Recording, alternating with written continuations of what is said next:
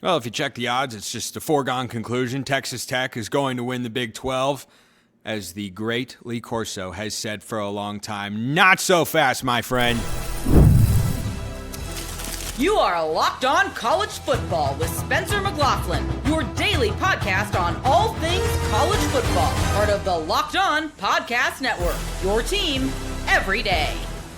Welcome, everybody, to another episode of Locked On College Football. I'm your host, Spencer McLaughlin. Thank you all so much for making this your first listen or your first view every day. It is part of the Locked On Podcast Network, your team every day, the number one sports podcast network out there. Thank you all, especially my everydayers, for helping make that the case. Is Shane Beamer actually on the hot seat? Does he need to win a certain number of games on South Carolina's schedule, or else he'll be fired? I'll discuss that on today's show. And there might be another sleeper to make the college football playoff in the ACC. I might need to start calling it the sleeper league of college football. That's on today's show, which is brought to you by our friends at FanDuel. Join all the action at FanDuel.com to play daily dingers and make your free pick on who's hitting a homer this MLB season.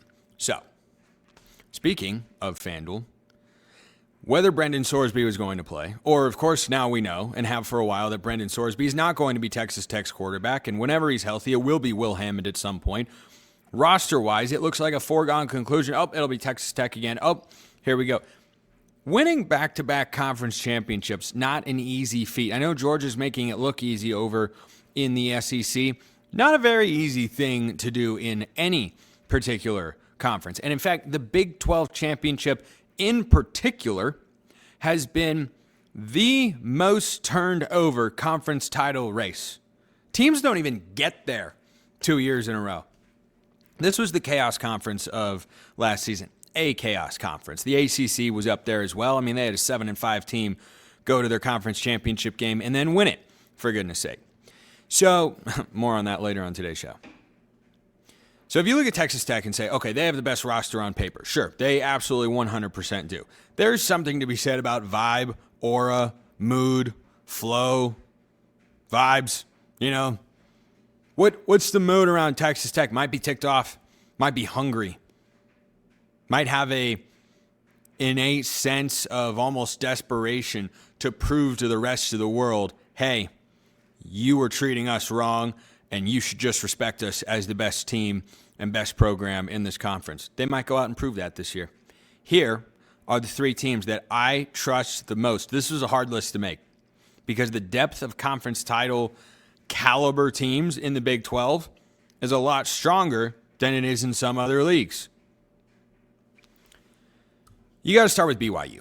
BYU is obviously the biggest threat to Texas Tech. And yeah, Texas Tech beat them soundly by double digits last year. And they showed definitively twice they were the better football team. Guess what? BYU was starting a true freshman at quarterback.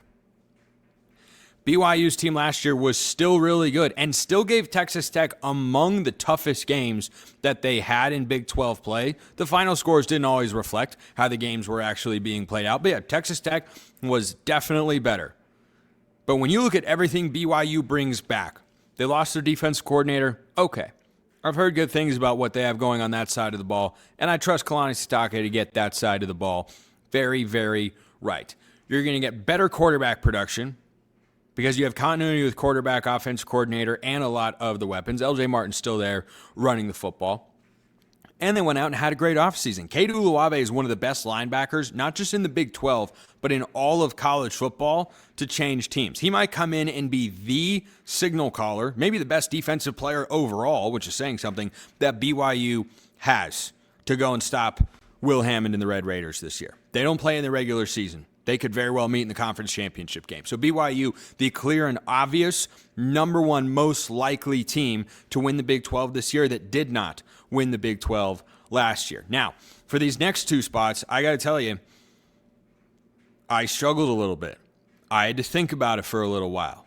And there's one program in particular that perhaps for the wrong reasons, and it breaks my heart, and Parker Ainsworth is going to kill me of Locked On Cougs, I did not put into the top three, but they'd probably be number 4. At number 2, I'm going with the Big 12 champion from 2 seasons ago, the Arizona State Sun Devils. Proof of concept with the coach, proof of concept with the coordinators. They've had a great offseason. I don't understand.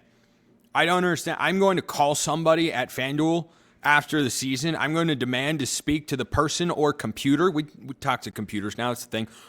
I'm going to demand answers as to how they knew going into the year that Arizona State's win total should be 6.5 if the Sun Devils wind up at 6-6. They are one of my favorite over picks in all of college football this year. And it's not that hard to project how Arizona State makes a run at the Big 12 championship and therefore the college football playoff. Because remember, Power 4 conference champions are automatically into the playoff. I don't like that rule. Duke would have made it last year. They weren't as deserving. I know they won the ACC Championship. That's great. They got to play spoiler against Virginia. But guess what? I would have rather Tulane been in there because they earned it more. They did. They did. I know it's going to be a hot take for some. But anyway, I think that when you look at Arizona State, the biggest question is indeed the quarterback spot. Well, good news is that Kenny Dillingham's track record with quarterbacks is, what is it? Yes, very, very good. Whether he was a coordinator for Bo Nix at Auburn or last year winning games with Jeff Sims or turning Sam Leavitt before Jeff Sims had to take over into a guy who was sought after by the biggest programs in all of college football that have the most money. Sam Leavitt was one of the most highly regarded guys, and I think the market and transfer portal ranking, frankly, were a little bit higher on Leavitt than they should have been, but he's a darn good football player. I am not going to shout out his high school because I went to a rival high school of his, and I'm not over it yet. I'm not even close to over it. But Sam Leavitt, darn good football player. So if Cutter Boley, the Kentucky transfer, winds up being the starter, the ceiling is really high. The physical tools are very intriguing. The question is whether or not he's good enough to lead them to a conference championship. But I like them in the trenches. I love them on the perimeter. Amarion Miller from Colorado. I love that addition. They bring over Reed Harris as well from Boston College. I like what Arizona State has got going on there. And now the third team. I had to lean the Arizona Wildcats here. I am sorry, Parker. I am sorry. I left Houston off by one slot. And I am not anti-Connor Wegman.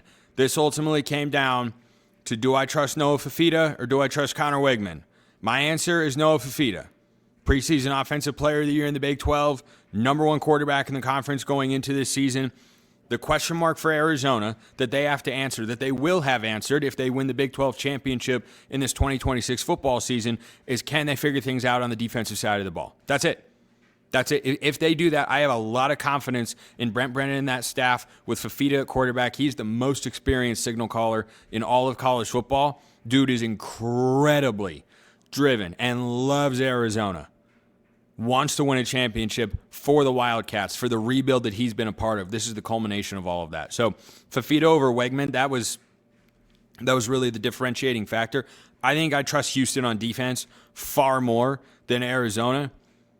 And I know they say defense wins championships, and I know, but gosh almighty, quarterback play in this league is still going to be really good once again, and I trust Fifita just a little bit more. But I understand if you want to put Houston in there. Those are the three teams in the Big 12 that I think are the biggest threats to Texas Tech, and I'll tell you right now, when I officially make my preseason conference championship predictions, there is a real world, I mean a very, very real world, where I do not pick Texas Tech to be the Big 12 champion. That might be my number one team on paper going into the year, but again, rankings are different than season projections. I am making a season projection about the South Carolina Gamecocks when I get back. Will Shane Beamer just be done after the season?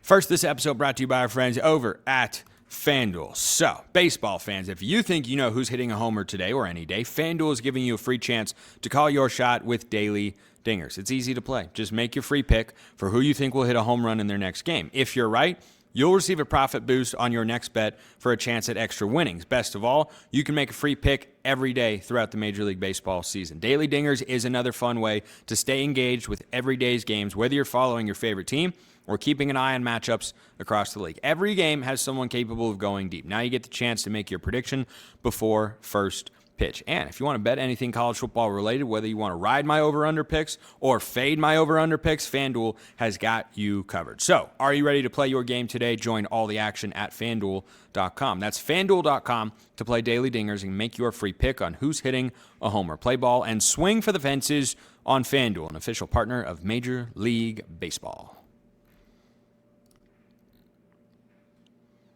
The South Carolina Gamecocks were a very disappointing team last year.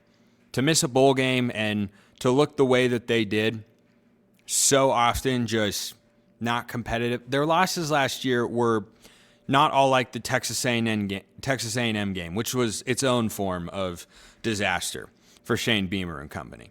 And I've heard plenty of chatter about Shane Beamer this offseason, about whether he is on the hot seat, to which I ask, does a 9-3 season in which you're on the cusp of making the playoff at South Carolina, which they've never done, does that only buy you one more year? Is that it? Look, South Carolina fans, by all means, let me know. Shoot me a message. If it's nope, he's got to go if he doesn't. All right, you have high standards for the program. I respect that. I think Shane Beamer's a good coach. New offensive coordinator in there. There have been, 74 different iterations of Briles as a head coach or coordinator. South Carolina is the latest. And when you look at what he was doing at TCU last year, pretty good. Pretty darn productive. He has to fix Lenore's Sellers. This is a guy with among the most unique physical gifts at the quarterback position in all of college football. And man, in the few South Carolina games I did watch start to finish last year, he was a tough watch. I mean, it was bad. He missed so many easy throws. They need to just simplify his mechanics, simplify the reads, and let his traits take over. You do that and develop some receivers not named Nick Harbor, you could be all right. So here's South Carolina's schedule for those watching on YouTube. Front half, back half could not be more different. I mean, front half, you have got so many winnable games. If South Carolina is truly going into the season and Shane Beamer is under a good amount of pressure to win or else he's going to be fired, if he has not stacked up at least 3 wins before the bye week, then he's not going to make it to the end of the year. And frankly, he probably needs 4. And if things are going well for South Carolina, 5 is on the table. It is right there for the taking. Kent State and Towson, yeah, not having any problems there. Gosh, I hope not. No disrespect to the Golden Flashes, and I think Towson I think they're a Panther. Towson, that looks kind of like Panthers, Tigers. Towson Tigers, ooh, that might be it. I'd have to dive into that a little bit harder. So I think they're going to win that. And their SEC opener comes in week 3 at home against Mississippi State. Now, here's the thing. I said all of last year that Mississippi State was going to pull an upset that nobody thought they could, and they almost did it a couple times. They had tennis ropes. They had on the ropes in a major way, and it didn't happen. That conference opener is a game that I have not talked about yet this offseason, but that if you're an SEC fan, you might not care about a ton because of the stakes of the game. Outside of that matchup are not very big. The stakes in the confines of that game are huge. One of Jeff Lebby or Shane Beamer is starting this season 0-1 in SEC play. That's not a position that either coach is going to feel really comfortable with. No one ever wants to start there. But if, just as an example, Kirby Smart somehow loses his first SEC game, I don't remember off the top of my head who it's against. If he loses his first SEC game, you're not talking about hot seating Kirby Smart.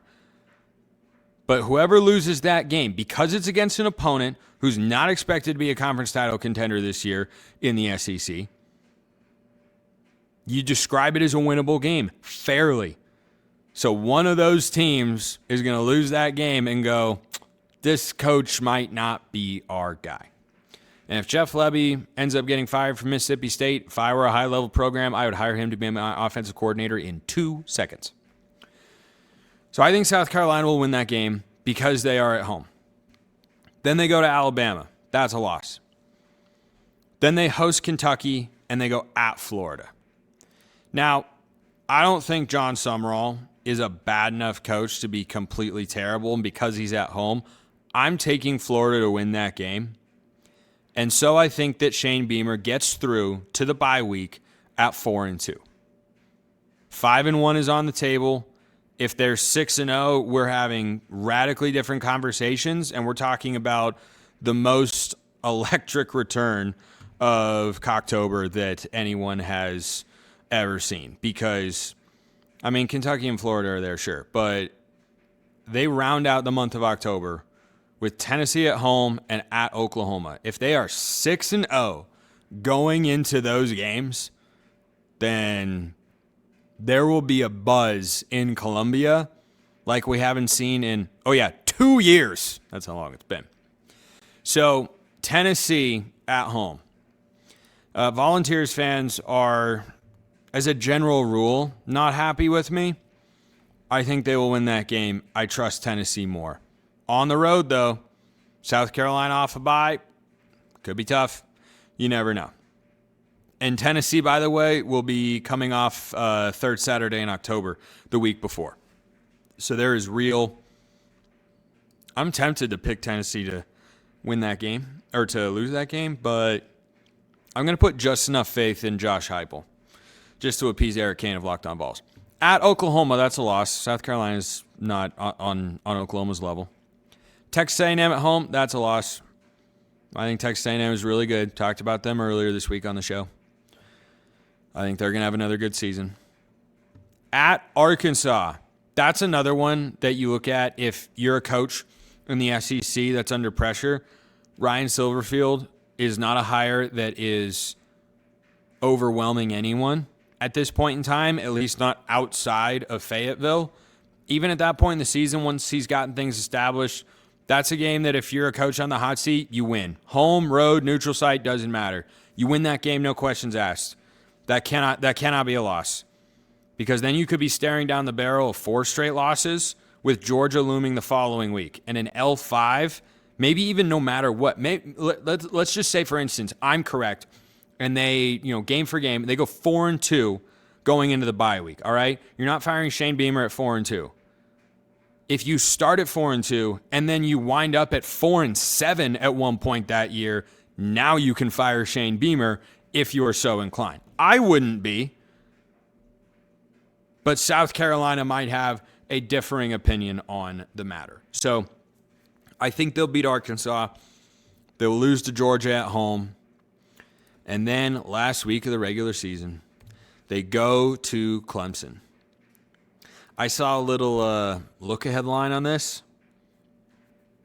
and I don't think it's correct, and I think it's going to change. But again, I'm also scarred by Clemson in a way that is profound and difficult to express verbally.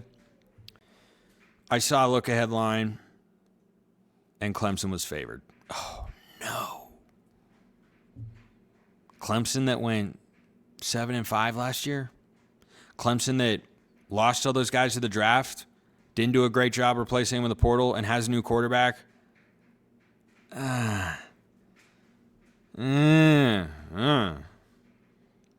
can't feel good if you're a South Carolina fan. I'm going to take Clemson and win the rivalry game at home. 5-7, and look, if you think 5-7 with that schedule, I mean, the second half is tough. Like, that's just such a tough slate. But you can very easily make the case that if things are going according to plan in the way that they're capable of being run in Columbia for the Gamecocks, then with this schedule and given how easy it is in the front half, you should be able to make a bowl game. You really should.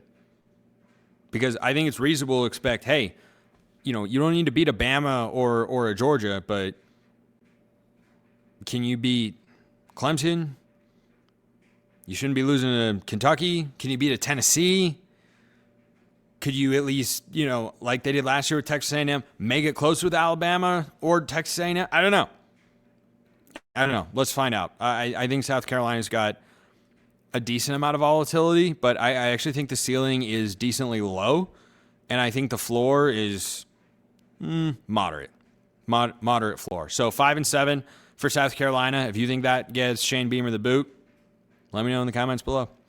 Are you ready for another sleeper playoff contender in the ACC? Because that's coming up next.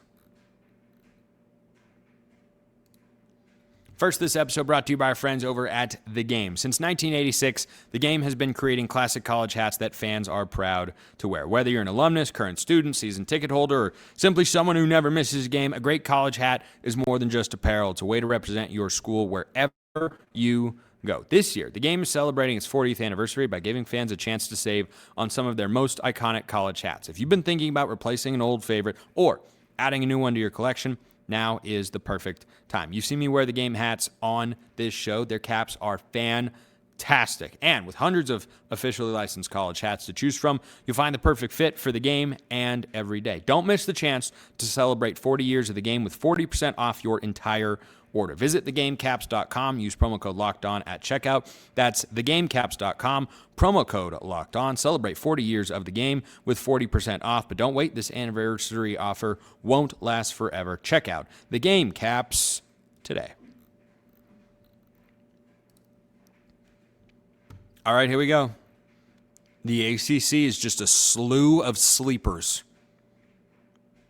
I liked that alliteration. Came up with it on the spot. Liked how it landed.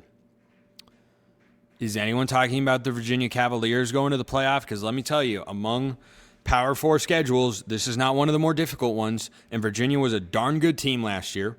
They've named Bo Pribula, that is Missouri and Penn State legend Bo Pribula, as their starting quarterback. Might I remind you, he had a winning record with the Tigers last year. He's now in a conference that is not as good with a schedule that is significantly easier than the one he faced a year ago. Now, he's got to stay healthy, of course, but if he doesn't, Eli Holstein is right there, the Pitt transfer. That's an incredibly capable backup. So Virginia's got a great quarterback situation. Offensive line is back. Tony Elliott had an awesome year last season. Look, the biggest problem with this schedule, there might not be a signature win on it to get Virginia the necessary strength of schedule to get them into the college football playoffs. So they opened NC State in week 0 at home. They were going to play that game in Brazil because the people that make college football decisions at a high level don't think before they act. They're like Heath Ledger's Joker, you know? They're like dogs chasing cars. They don't think, they just do things. It's ridiculous. Anyway, they figured it out. It's going to be played on Virginia's home field. FanDuel has them as a 5.5-point favorite. I think they're going to win that game. I'm higher on Virginia than NC State. And that's an ACC win to start the year. Then they have an early bye, but don't worry, they get another one because they have a week 0 game. Norfolk State, I think that's a win. West Virginia, I think that's a win. Delaware, I'm almost sure that's a win. I'm also almost sure that Norfolk State is a win. Even though it's on a Friday, Norfolk State's got to come to their house. Oh, by the way, did you know that Virginia is one of a small handful of teams in college football that don't play a true road game in the entire month of September? Not only do they not leave the state like Texas, they don't have to play away from their home stadium because they got the Brazil game moved to their own backyard. Must be nice. Their first road game is October 3rd at Florida State. Yeah, I am taking Virginia to win that game because they're the better football team. Then they come back home and play Syracuse. By the way, you may have noticed, I do not yet have a loss predicted on Virginia's schedule at this point in time. Their win total, according to our friends at FanDuel, is 7.5. I think part of that is because they have a good team, a solid chunk of which is coming back from last year. Another part of it is this is an incredibly workable schedule. You don't have Miami on here. You do have my California Golden Bears, of course. But you don't have Clemson on there, and we'll see what Clemson actually, winds up being. But you don't have Georgia Tech. You have Duke instead, and between the two, I think Duke is going to have a worse season most likely than Georgia Tech, but I think they're both pullback teams. So when Syracuse comes to town, I wouldn't sleep on Syracuse. I really wouldn't. I'm probably going to do their record prediction tomorrow on the show. And I think Syracuse has the chance to be a solid, respectable team if they can keep Steve Angeli healthy. I'm going to dive a little bit more into the rest of the roster to see if that's something I feel decent about.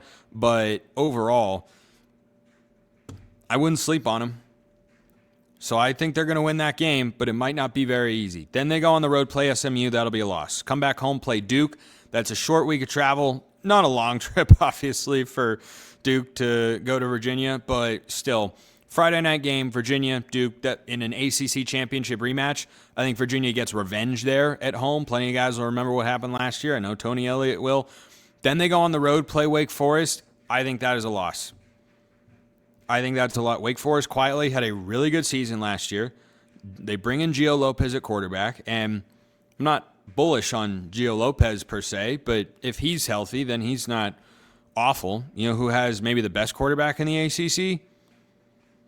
A lot of people would say Miami with Darian Mensah. That's not a bad pick, but Virginia's November 14th opponent might have the best quarterback in the ACC. That's Jaron Kiave-Sangopolatele of Cal. That's a long trip. Virginia at home off a bye. I'll take Virginia to win that game, even though I like Cal a lot this year. First-year head coach with Tosh Lupoi to be sure, but I think that what Cal has on paper with their roster, I think they're going to be able to out-talent a good number of groups, especially at their skill positions, questions on the O-line, but I trust Virginia enough to win that game. North Carolina, I think, will be improved, but I don't think they're on Virginia's level.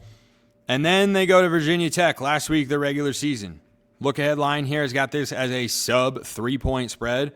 Probably that's due to the fact that it's in Blacksburg. But, man, I'd probably take Virginia to win the game. I'm not that high on Virginia Tech. I'm not. I have Virginia Tech going 5-7 this year. Well, guess what? I have Virginia repeating what they did last year because of their schedule and going 10-2. I don't know if their team is as good, but I know they have the same coaching staff. I know from Chandler Morris to Bo Pribula, you're not undergoing some massive drop-off. Heck, you might be upgrading a bit at the quarterback position. I think Bo Pribula is solid. If Chandler Morris can win you 10 games, Bo Pribula in the ACC can win you 9 or 10 games. I'll take 10 with this schedule for Virginia. I think they go 10-2, flirt with a college football playoff spot. Probably more likely they'd get there through an automatic berth, which they were one game away from doing last year. If they beat Duke in that ACC championship game, then guess what? Virginia's in the playoff, James Madison is not. And Indiana still goes on to win it all. So that's that. And that is today's show. Appreciate everyone listening. I'll see you next time. And until then, hope you have a wonderful rest of your day.